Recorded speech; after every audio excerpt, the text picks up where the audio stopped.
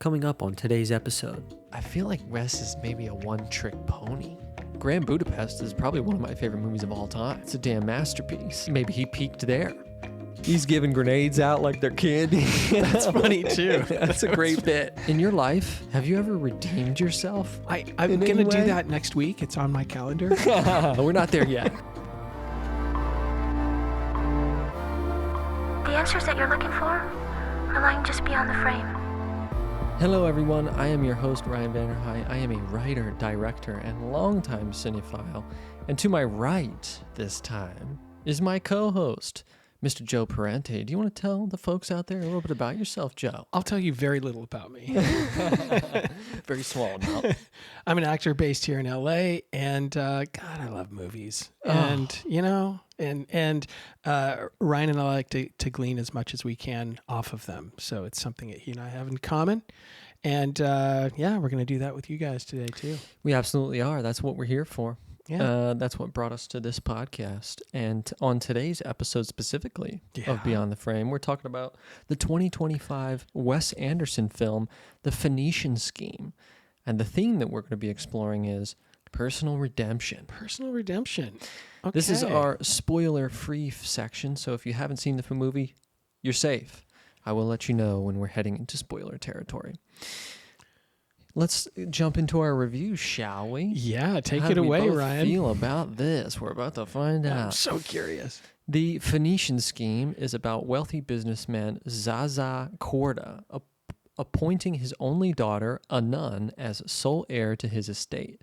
As Korda embarks on a new enterprise, they soon become the target of scheming tycoons, foreign terrorists, and determined assassins. That was straight off IMDb. I did not come up with that myself. That was going to be my guess. Yeah, straight I off ripped IMDb. that right off IMDb. I don't baby. blame you. That was very succinct, too. Exactly. I don't think I could have done it so concise. succinct. Yeah. Concise. So as tradition here, Joe, let's start with funny. what we liked about the movie. Okay. The things that we enjoyed Okay. about it. I'll start first. Why don't you start? The performances out of everyone, but especially our trio of Benicio del Toro, Michael Cera, and Mia Threppleton. So agree. I kept thinking, I wonder how much fun they're having doing this. Because I would imagine that was a lot of fun. Oh yeah, something like this, something this like comedic and kind of goofy, silly, and over the top. It's got to be a lot of fun. And on set. Michael Cera he cracked me up. Oh, he shined in He this. did. He really did. Yeah, He did. He was a great character. I thought they all did a fantastic job with what they were given. Yeah. Everyone. Obviously, this cast is utterly ridiculous. The amount of A-list stars that are in this. I can't even, it'd take too long for me to name them all. Right, and they had little bit parts. Sure. Yeah. But I just thought that these three, this trio that we're kind of with throughout the show. Hey, baby, come on. You want to come up here? She just wants to talk about coming up there. She just wants to talk about the movie. Oh, about the movie. Yeah, she wasn't there, is but I very told her vocal. about it. Yeah, she's reciting it now. I just thought that the three of them really shined in this, and they were what kind of, if anything, drew me into the film. The score by none other than Alexandre Desplat. I love this composer. I love anything he does. He's a frequent collaborator of Wes. They've done a ton of movies together, but he's also scored films like The Curious Case of Benjamin Button, The King's Speech, Argo, Zero Dark 30, and so on. Wow, he might have a career. He's doing all right, that guy. I think so. I think he's doing okay. Yeah. That was one of the things that jumped out to me with this film, was the score. I thought it was really poignant and really just drove home a lot of those themes that we're going to talk about, and it just fit the style and it fit the vibe. Absolutely. One of the things I also loved was just the visuals. Yeah. So colorful. So symmetrical. He has such a particular way of framing a shot. We'll talk about that. Okay. We'll All right. we'll I get don't into that. want to get ahead of ourselves. No, here. but that's He's known for Yeah. this symmetrical sort of like, I don't know what the color scheme you call it. There's a specific color scheme that he has that he kind of uses in a lot of his films. Yeah. Almost like, what do I want to say, like monochrome or Kodachrome or something like Well, that. it's definitely saturated colors. Yes. Oh, very. Yeah, Very just vibrant, very alive. extremely vibrant. Mhm. Yeah. I love it. How about that opening title sequence? Very cool. Very cool. Very cool. I went into this, I'll be honest. When I went into this theater, I had low expectations. Just because the last couple of Wes films I've seen have kind of not lived up to the expectations. And so I went into this one kind of low stakes. And when the opening title sequence went, I was like, okay, I could be wrong about this one. I could be wrong.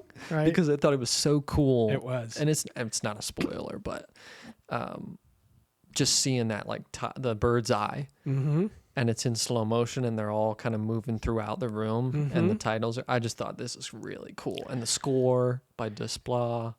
Amazing how just a shot of one room, It's just a still. yeah, just a still, was as compelling as Yeah. it was, and there was a lot to look at. Probably one of the most compelling shots of the film. Yeah, For me, I can Yeah. only speak for myself. yeah. But I'm with you. It was yeah. beautifully done. Yeah, I thought, wait a second, I might have been wrong here. I might have been wrong. I was not. But to move on, keeping with our tradition, actually, is there anything else you really liked about the movie? Anything else No, that you stuck hit out on to you? you hit on the big themes. Okay. I Or want to not make themes, sure we're but covering our bases. The things that here. I also liked as well. Yeah. Okay. Keeping with tradition, let's hear it. Yeah. Did it stay with you once you got to your car? No. Okay. Why not? Why did this movie not stay with you, Joe? Because look, it's farce as he does it, and I kept thinking, because I knew you were going to be the host of this episode, I kept thinking, what's Ryan going to do? What's he going to do with this? Probably because, was there anything I was going to like take away from it? I was amused by it, and I enjoyed the ride. But there's one thing that I will say about this movie that I found particularly challenging. We did our theme for last month for our legacy movies was single location. Yeah. And because this was shot almost entirely in a soundstage in Potsdam, Germany, I felt claustrophobic because these shots were all indoors with really saturated, really bold colors with no windows. You're just closed in every room, closed in. And That's it was fair. like, it had a claustrophobic effect on me. Interesting. Okay, more so than some of the single Yes. location films Yes. we did. Wow. Okay. Yeah, like Breakfast Club. I mean, that was, wide open light rooms, and you felt like you were in a real world. But That's interesting. This is like being in an artificial, different dimension for almost 2 hours. Yeah. That just didn't resemble the real world. Totally. And so it had this Willy Wonka funhouse effect on me That's a great way to put it. that made me want to get out. Okay. I think that's part of why it didn't stay with me, is that I didn't personally want to continue to linger in that kind of. Interesting. Are you a fan Setup. of the Wes Anderson movies? Have you seen a lot of them? Yes. And yes, I am absolutely a fan. Okay. Yeah. What are some of your favorite Wes Anderson films? I would say my favorite one is Royal Tenenbaums. I loved Gene Hackman. I something about that one, just the silly factor. I freaking loved it. Yeah. And how deadpan. Well, they always play it deadpan in all of them, but something about that movie really. Ben Stiller too, right? We'll get to that. Yeah. We'll get to the All right. deadpan. Okay. So interesting to hear your perspective on it. I think I had a similar perspective. It didn't stay with me either. Okay. I mean, by the time I got to the car, I was like, what did I see again? What Yeah. happened? Because it wasn't impressionable to me. And Okay. I think there's reasons why. Okay. You were going to say something? No, I was curious why. So, and okay. it sounds like you will Yeah. get to that. I will get there. Yeah. Okay. So I was slightly entertained, I'll say at best, slightly interested in the storyline and where it was going to go. But to be honest, I'm getting very burnt out on the Wes Anderson style. Yeah. I am. I'm getting burnt out on it. His last few movies, as I said, haven't really hit for me. This one, Asteroid City, The French Dispatch. Oh, wow. I hate to say it, but I feel like Wes is maybe a one-trick pony. Yeah. And I feels I hate to I say know, it that doesn't because feel good saying he's that. a good filmmaker, and Yeah. I love some of his movies like Grand Budapest and Fantastic Mr. Fox, but I'm starting to feel like his style is severely limiting.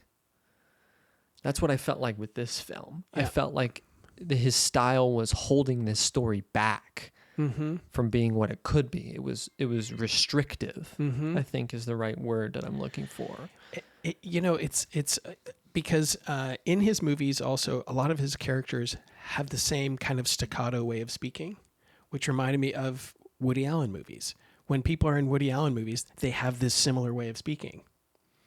And What is it about that? What is it about? Because I know he wrote the story for this along with his collaborator. Which makes sense because Woody Allen also wrote his scripts. And so I think there's probably a rhythm to what's written, but also when I would think, I'm speculating because I obviously haven't been in any of these movies, but when you're talking to the director and you're getting to know the characters and you're getting to see the rhythm of how things are shot and how scenes are going, you will just fall into that. I mean, even Scarlett Johansson in one of the later Woody Allen movies, she was even speaking that way. And it was really, it's fascinating for me to watch. And so they kind of fall into the PTA patois. Interesting. Yeah, that's a good way of explaining it. I feel like for me, I can't emotionally connect to the characters or the story because of this restrictive style. All the elements are overused and recycled. None of the characters exhibit any emotion. They just blandly read words of dialogue quickly, like I am reading this right now. His movies are as good as a one-off. All dialogue is just, and then I went to the thing, and then I went back, and then I met her at the station, and then I went to... Yeah. That's the whole movie is that from every character. And so I feel like I've never been able to emotionally connect to the films. Well, because the emotional range is so narrow. Yeah, and it does lend itself to a specific style, and he does have like a massive fan base. Which is, it's there's a lot of wit. And I appreciate wit. And it did make me chuckle a few times. Sure. But to me, it's not a belly laugh. It's a quick laugh because they've already moved on to something else. Yeah, it's super quick. Yeah, it's very like... If you're in the mood for that, there were some fun moments and some, like you said, some witty scenes and lines. Absolutely. Some made me laugh out loud. Sure. And that's where it was the fun of the movie that kept me going. But did I find the storyline compelling? Nah, no. But the performances were fun. And again, I thought they're having a great time. Yeah, totally. I was talking to my girlfriend about this. I feel like his movies are good as a one-off. Yeah. If you have no idea who Wes Anderson is and you walked into the theater and saw this, I'm sure you'd love it. Yeah, agreed. Like his movies, if you just see them once, like one out of the pack, it's like, oh, this is really interesting, unique style, and a great. But then when you've seen it for the 11th time, it doesn't quite have the same effect. No, totally. Again, I just feel like I'm getting burnt out. Like I just want to see range. I want to see just different camera moves, anything different. It's all recycled elements. It's just it's almost like he has a blueprint, right? And he just fits in the story. He's like, oh, what's the new story about? Right. Father-daughter relationship. Right. Yeah, let me just boop, boop, boop. And then we're doing the same camera moves. It's the same cadence from every character. It's the same kind of style. I wish there was more there. Yeah. I wish I could see him step outside of his comfort zone. Agreed. I'd be interested to see. I think my girlfriend said one of his earlier works is a little less of the style. He has Bottle Rocket, one of his early ones. Haven't seen that one. I haven't seen that one earlier. I think it's like a really early, maybe his first feature. Oh, I'd really want to see that then. Yeah. To see where he started with this blueprint. Right, and see it like progress. Right, because he's damn good at his blueprint. He is, There's of course. no doubt Absolutely. about that. I mean, Grand Budapest is probably one of my favorite movies of all time. That was really good. It's a damn masterpiece. Yeah. But maybe he peaked there. Who knows? I know, it's weird I will saying say, that, isn't it? I know. I will say, this might be my last Wes Anderson Yeah. movie I go see, I hear you. because I went French Dispatch. Okay. Yeah. Asteroid City. Yeah. Okay. And then now this. I don't think. I keep saying it. I'm just burnt Yeah. on it, and I think unless he switches it up and it's like Wes Anderson comes out with a movie that's totally different, then I'll go see. I hear but you. if it's just the same recycled Mm-hmm. blueprint again, I think I'm Yeah. gonna pass. Yeah. Totally on it. understandable. Totally understandable. If you're obsessed with his style and how he shoots motion pictures, then you'll enjoy this movie 100%. Agreed. And there is something to enjoy about it, I think, for everyone. Very true. But unless you're a massive fan and you like his movies are you'll absolutely love it. Outside of that, I might wait for it to come on streaming. Yeah. Don't waste your time at the theater. So you ready to see if our stars align here, Joe? Yeah. I'm having a hard time guessing yours. I'm between two. I'm going to guess for yours, 2.5. You're right on. You're always right on. Okay.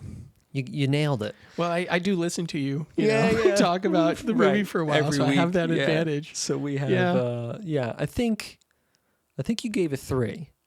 I gave it 2.5. Oh, you gave it 2.5 as well. Yeah. Okay. So Yeah. hey, our stars have aligned, Joe. They did a line. So 2.5. Okay. Yeah, Yeah. I mean, that's, I looked at similar movies that I had given a range to, and I think like Thunderbolts, I gave a 3. And I'm like, I can't put this with Thunderbolts. Yeah. No. So I was like, that's how I gauged it. I was like, where can I put this amongst my rankings? Funny, my brain works that way too. Yeah. It has to be relative to others. Totally. Yeah. I can't Yeah. give this the same rating I gave something that I like actually enjoyed. No disrespect, of course, but No, none taken from me. yeah, That's for yeah, sure. right. So let's learn some fun facts about the Phoenician Scheme, shall we? Because there are fun facts to be learned. Oh, I bet. There's not too much out there yet because it's obviously brand new, but there are still some yet. So Mia Threppleton, who plays Liesel, So Zaza's daughter, So good. and a nun in the film, is Kate Winslet's daughter. Her full name is Mia Honey Winslet Threppleton. My goodness. Kate- That's a mouthful. Right. Honey, I love it. Kate was married to filmmaker and painter Jim Threppleton from 1998 to 2001, and it was during this time Wow, that they had to work fast. Mia. Yeah, time's a ticking, baby. I didn't know that at all. I did know that and I forgot. Yeah, she's great. She was fantastic. She was fantastic. I thought she was great at this delivery. And Yeah. in that role, Yeah. she might have been my favorite of the film. Understandable. She was fantastic. And when I was looking up research on this and I read that, I was like, no shit. And then I looked at like photos and I was like, okay, yeah, Then I you see can it see now. it. Yeah. Totally. Because she had none of those roles are easy to play. No. But hers was particularly tricky. And she just pulled it off so beautifully. Yeah, she was very. It was a complex character. Yeah, for sure. Yeah. I thought she did a great job. Obviously, it runs in the family. Yeah, no doubt. I mean, it got passed Kate down Winslet's clearly. amazing. Yeah. Yeah. So I thought that was cool. Yeah, Um, it is. The second fun fact, this was Wes Anderson's first live action feature film, not photographed by Yeah. Robert D. Yeoman. Yeoman instead chose to film a different project called The Collaboration. Was he burnt out? Because it said he chose Right. Exactly. to shoot Right. something else. So Yes. I'm wondering maybe after, because he's done every single live action except for this one of his. So you figure that type of collaboration, that type of relationship is like ironclad. Well, because this was so obviously a Wes Anderson, it shows how much influence he has over every shot, right? 100%. Because would you be able to know that this wasn't the same man? 100% not. So maybe that's part of it too. Yeah. Was how much artistic license does one have when they work with Totally. Wes Anderson? Yeah, because he kind of runs the ship, it seems Clearly. like. And he's got a very specific vision and style, and it kind of sticks to a mold. I mean, I guess that's a good thing in some ways, because then anybody can come in and Yeah. sort of just slot in and pick up the. Exactly. But A good thing also, I guess, in the sense that a very clear vision. I know what I want from this shot. Here's what I need. You know, totally, yeah. If I had not read that, I would have thought it was the same cinematographer. For sure. For sure, Particularly even from the first shot that we were talking about. 100%. Yeah. All of it was, yeah, like you said, that specific style. And I think interesting what you said about that artistic licensing. I think that's a good way to put it. Is that he has, I think when people know it's a Wes Anderson, you know what you're signing up for, Yes. and you know what you're going to be a part of. I mean, how many A-list Oscar-winning actors, Oscar-nominated actors Sign are up in for this these. cast in like a 2-line role? Exactly. It's like these people just, you get offered a Wes Anderson picture, and I think you jump out of your seat. Yeah. Anybody, these budgets are small. These people aren't getting paid a lot of money, but it's like for the art, Yeah. Agreed. for the almost performance of it. Which is fun to see. Yeah, isn't totally. it? It's that's one of my favorite part about his films is always these like quirky little side roles. That's like Bryan Cranston's in. Right. Benedict like- Cumberbatch. Yeah. He was awesome. Yeah, he's great. Loved it. Yeah. Riz Ahmed, like Yeah. so many actors. Yeah, Bryan Scarlett Cranston Jo's was in like great. one scene. Their Game of Horse was really pretty funny. Yeah, it was. Yeah, it was good. It was good. That You're was right. funny. Yeah, you're right. Yeah. So I do appreciate that aspect of Yeah. it, where he does get. I mean, I'm trying to think in my mind who's got pull like that in the industry, where A-list, $20 million a picture actors are signing up and doing this for pennies on the dollar. I would think, I don't know about right now, but Spielberg probably historically has had that kind of pull. Sure. You know? Yeah. But yeah, you're right. He just has that effect. Yeah. Yeah. I respect it. Me too. I Big can time. respect it. Yeah. So, spoiler alert. We are going into spoiler territory. Just letting you know now. So, if you haven't seen the movie, go watch it, come back, listen to the rest of the episode. Because we're about to dive into the theme that we're going to explore here. Yeah. Which, as I mentioned earlier, is personal redemption. We watch in this film as our lead character, Zaza Korda, great name, by the way, Yeah, it is. is transformed from a ruthless businessman into a humble father. The catalyst? His daughter Liesel. Well, that and having one too many brushes with death. Yeah. That'll do that to somebody. That'll wake you up and Totally. make you want to change who you are. I think that's why he first even reached out to her. Mm-hmm. I mean, you have a couple brushes with death, Mm-hmm. and it can be like, oh my God, I have a daughter. I should probably rekindle that and try and salvage it Yeah. and kind of, you know what I mean? Yeah, And totally. then, so the two of them couldn't be more the poles apart from one another. True. I mean, she's a nun. And he's the actual- ultimate capitalist. And he's the ultimate capitalist. Yeah. He's an atheist or an agnostic. I forget which exactly he is. in I would this. think agnostic. Yeah. He'd probably be indifferent. Yeah. No real Yeah. side on it. Right. Yeah. Let's just say his business practices don't align with the word of God. I think that's fair to say.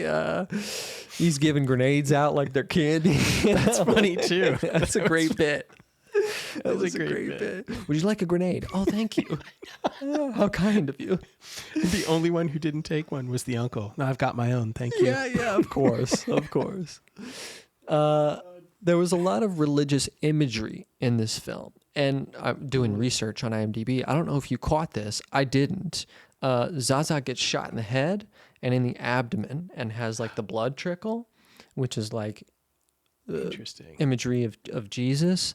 And then there's even one shot that somebody referenced where he's on the ground with his arms pinned out like he's pinned to a cross. Okay. So Zaza embarks on what he thought was a business venture, a business journey, which actually ended up being a very spiritual Yeah. one. Yeah. Cleanup, Yeah. if you will. Yeah. Yeah. Every time he gets like,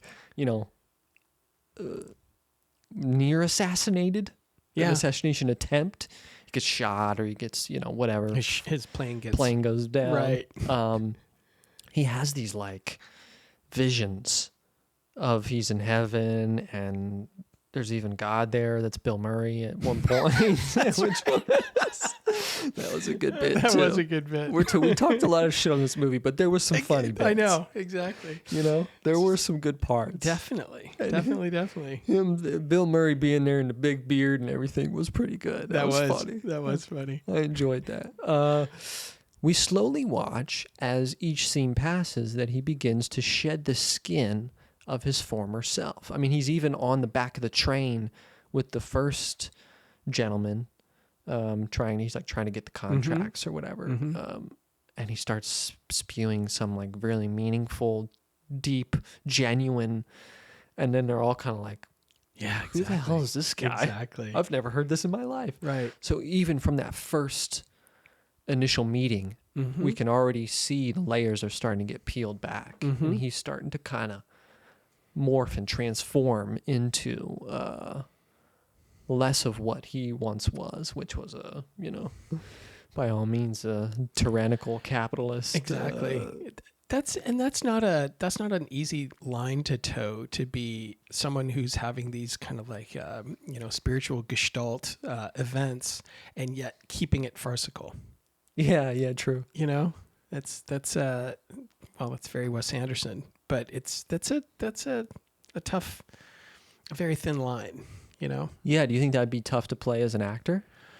It depends, because these actors are doing it so well. I think you just really have to understand what's expected. It's almost like being a soap opera actor. You know what's expected of how they behave. Or if you were on CSI, you know how they behave. And perhaps you just have to be someone who can spin with that, or you can't. Do you think if you, if you were offered a part in a Wes Anderson film, would that be part of your research process? Would you be watching his films? Hell yeah. Yeah. Because to your earlier point of how much there's a blueprint to them, oh yeah, I'd want to give him what he's looking for. Sure. And so I would want to be able to deliver quickly and be deadpan. Yeah. And maybe have some kind of very strange voice, or something, Yeah. that would be kind of like, what? Yeah, it'd be great. That's what happens in so many scenes with so many of the characters. What? I love the Michael Cera switch up. Oh my God. When the reveal happens. That was so good. That was so good. The way he does it, like in the jungle and everything, was just... God, he was hilarious, man. Yeah, he was fantastic. What? Kind of for him, to me, that's a performance. That is something I will take away from this movie, is Michael Cera's performance. Totally. Yeah. Totally. Yeah. Him, Mia, and Benicio, the trio of them. You're right. The trio of them just shined. I thought every time they were on screen, I was interested, at least. Yeah, for sure. That's interesting about that makes sense to me. You would want to really, that artistic blueprint, you would want to really make sure that you can deliver what he's looking for. Because it's a formula with him. So Zaza trades a life of luxury and chaos for one of simplicity and mundane. He redeemed himself throughout this. By the end of the film, he's, we see him, again, we're in spoiler territory. He's in a humble little cafe, it looks like, just working like a 9-to-5, towel over his back. Exactly. And Can I say that last scene? You know how I was talking about how I felt closed in his world. Even though that was also a windowless scene, I felt liberated because it felt like it had a foot in the real world. Yeah. And I loved watching that. Yeah. And there was no dialogue. Yeah. I just loved watching him and Liesl. And it's a kitchen, and you could tell it was in Europe. It looked very European, and it made me just kind of go, like we're back on Earth. Yeah. This is a little bit of normalcy. Exactly, normalcy.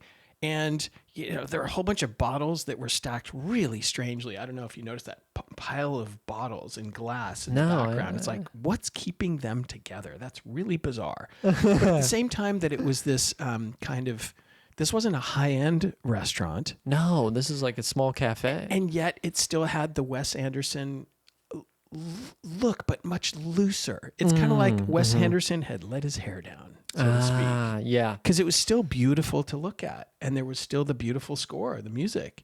I found that last shot almost as enjoyable as the opening. Yeah, me too. Those were great bookends. Totally.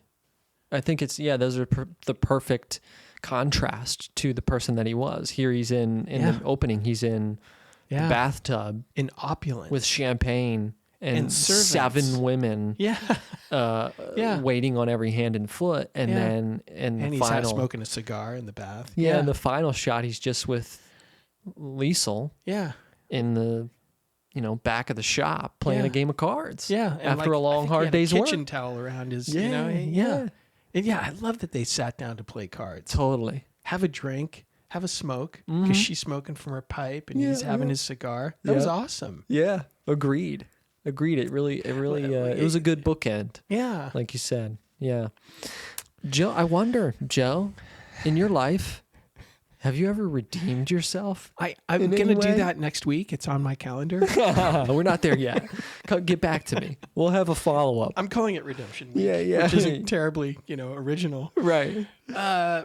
God, I've tried. I do. Look, you and I have talked about this on previous episodes and also outside of the show that you and I went through a very similar personal reflection and cleanup period. And so what I would hope for both of us, and I think this is quite true, is that we're not leaving the wake of destruction that we used to. Not that it was that bad. Again, nobody died. Nobody went to jail. Nobody went to jail. I always love that. That's how you justify it. Every time you talk about it, you're like, listen, nobody died. Yeah. Exactly. Come on. It wasn't that bad. Yeah. What's great. A little blood spill here and there? Yeah, sure. But my God, I've had to do so much. I don't know if I brought this up to you, but just recently, I don't think she'll hear this and it wouldn't matter, but I just, I wrote a card to an ex. Okay. Last week. You asked me, hey, what'd you do with our week, that we didn't shoot this podcast. Took a week off. Yeah. And that was one of the things I did. Oh, wow. Because it was just a very quiet thing that was nagging at me. Very, very quiet. Okay. And I finally thought, I need to address that. And so I was on a phone conversation with a friend of mine talking, and I mentioned it to her, and she said, spell it out for me. And I'm very thankful to this friend, Rebecca. Thank you for really asking good questions and then really hearing me out and then saying, so what you're saying is you did this. And when she put it so plainly, it's like, oh. Sometimes you need that. Sometimes we need somebody to we need a different set of eyes. Yeah. We're too close to it. We need a different set of eyes to kind of just give us perspective. Exactly. So that's what good friends are for. That's right. So I sat down and wrote it out right then. And then I had no expectation of getting anything back. And fortunate for me, she sent me a very lovely text saying that wasn't necessary, but thank you. Wow. That's good, man. I'm glad. So that was recent redemption. Wow. Hey, look at that. Fresh redemption. Fresh redemption. Okay. And you? I love that. And let's hear about the Ryan redemption tour. Well, hey, man, I appreciate you sharing that. I'm happy for you. Thank you. I'm glad it went well. That's huge. I mean, that speaks volumes to your character. It takes a lot to go to that place with yourself. I appreciate you giving me that credit because it also was the same character that got me in that particular totally. situation. But that's the whole theme of this movie here. Yeah, redemption. True. I mean, Absolutely nobody's true. ever too far gone. Absolutely I mean, he true. was by all means like this tyrannical Zaza. I'm speaking about Zaza here. Mastermind in selling weapons. Yeah. Let me just throw some out here really quickly. One of the things I really love about discussing these films with you is, in a lot of ways, it does help me appreciate them more. Sure, yeah. Because I hadn't thought it through this much, because the fact that Zsa Zsa did heed the warnings, if you will, was impressive. Now, granted, he had these visions every time that he almost died that were extremely vivid and funny. But he did not ignore them. If he had, there wouldn't have been a movie. Totally. But the fact that he did take heed of them, and we see an evolution, even though it was farcical and caricature-like, there still was that evolution. And I think that is pretty cool. Yeah. Now I that we're agree. talking about it, I'm like, oh, maybe I would give it more than 2.5. Yeah, you're right. It does sometimes when we sit down and we have these conversations and we really do a deep dive, it does help me appreciate the film more Yeah. because even me now here at the end of, like we're reaching the end of this discussion, I'm thinking, well, maybe I was too harsh. Yeah, Maybe me too. It deserves that 3-star. Maybe Yeah. it was a decent movie. I think I will bump mine up to 3. I think I if might that bump can be mine done. to 3 as Okay. well. So look at that. Look at what happens. We're when you- redeeming ourselves. Yeah, exactly. Redeeming the score that we gave. Yeah. See, that's all you need to do is talk about the movie, and it might move up. Sometimes it moves down. True. The more you talk Very about true. it. That's true. But my redemption. Listen, I've had a couple in my lifetime as well, as we've discussed. But my most recent, I guess, probably was high school to college. Okay. Because I saw that as an opportunity to rebrand myself, Oh, right. to reinvent Yeah. myself. I think I've mentioned it in Yeah. one episode before, but coming out of high school, I was a burnout and I didn't really care about too many things. And I did stupid stuff with my friends and I just there was no direction. And That sounds like youth. totally, totally. And so, and my mom was in my ear constantly about, Wow. get it together, go to college, like all these things. And somehow, some way, I finally listened. I finally wised up and listened to my mom. They're always right.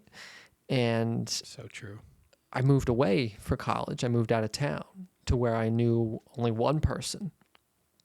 And I was like, oh, nobody knows me here. I could be anybody I want to be. Now I took it too far and I started wearing shirt and tie to class. But, maybe I should have, just bring it back just a little bit. And sophomore, junior, I started to, So, were you in 1930 Princeton or something? That's probably You what went it back looked in like. time, I too. had this sweater over top, the shirt and tie Oh with the my sweater. God. Oh boy. But anyway, I started to care. I started to apply myself. I started to try and get good grades. I started to actually study, go to class.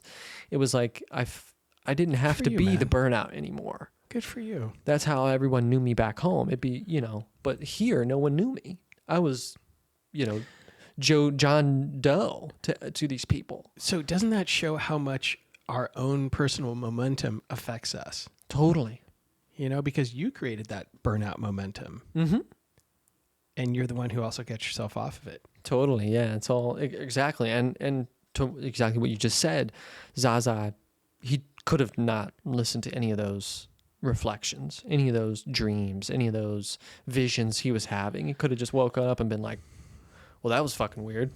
Yeah. Anyway, let's Exactly. get this business deal done. He could have done that. And he didn't. Because we need a movie, but also because that's I think, how a lot of real people, it's a reflection of how real people are. Mm-hmm. I mean, oftentimes we will listen to visions we have or dreams we have that speak to us, that hit something primal, something deep within you, and you go, I don't know, that feels like it wasn't just a dream. Yeah. It feels like my subconscious was talking to me. Well, exactly. And that's where I feel like, does one heed that or not? No matter how overt or quiet and subtle that is, do you really want to hear it? And are you going to act on it? It's kind of what this is about, what this It is. podcast is And about. It is absolutely that. And I wish we had Wes Anderson here because we would ask, what was your motivation for that? Because if someone's going to have a perspective like he did on that, you would think you didn't just read about it or hear about it. Like maybe there was something personally that happened for him. I have that for you in the trivia that this wasn't, I guess, interesting enough for me to bring into the fun facts, but I did read that this came shortly after the birth of his daughter. Right And on. so I think it said Named Liesel by chance. his wife had encouraged him to write a story about that relationship and about how he felt about it. And I think this is what came about, which in that case too, That makes, exactly. It's the more perspective you have, it's like, okay, I can respect that. Me too. It's genuine, it's grounded, it's honest. Yeah. And That does make me like the movie more. Came from a place of something real. A genuine reflection. Totally. As only Wes Anderson could do it. Yeah, that's right, exactly. So Okay. if you enjoyed the movie The Phoenician Scheme and you want to see more like it, here's 5 you can stream right now. And I'll be honest, So curious to see what you recommend here. Yeah, they're all please. Wes Anderson films. Because I feel like if you liked this movie, really, truthfully, you owe it to yourself to see other Wes Anderson films. Yeah. You're not going to get Agreed. the same style vibe unless you do. So first, I'm starting it off with my personal favorite, and it's a winding tale about the retrieval of a stolen Renaissance painting. If you want to watch that, check out the Grand Budapest Hotel, now available on Prime. For an animated flick about a clever fox trying to outwit 3 cruel farmers, That was so good. check out Fantastic Mr. Fox, now dug available on Hulu. Mm-hmm. For a unique look into the lives of 2 runaway kids sparking chaos in a small island community as they pursue young love, check out Moonrise Kingdom, now available on Prime as well. For a dystopian film about a boy searching for his exiled dog on an island of trash, check out Isle of Dogs, now available on Disney+. And finally, for a film I was about... wondering if you were going to recommend this one. I don't like this movie, but I know people do. A film about a dysfunctional family of former child prodigies trying to figure life out. Check out The Royal Tenenbaums, now available on Hulu. So what did we learn from watching The Phoenician Scheme, Joe? Clearly more than I expected. Me too. Way more. We got more out of that than I thought. Yeah, I First, enjoyed that. Michael Cera should have been working with Wes Anderson for a long time. Yeah, no kidding. He just plopped right in. so good. I mean, he is built for this kind of He stuff. sure is. But what we also learned is that no one is ever too far gone. Each of us has the capability within us to change and redeem ourselves. It just takes some initiative to get the ball rolling. Thank you so much for joining us today. And remember, as always, you're the main character in your own life. So don't be afraid to take a step back and take a look at the bigger picture. Because sometimes the answers that you've been looking for, they're lying just beyond the frame. We'll see you next time. Peace.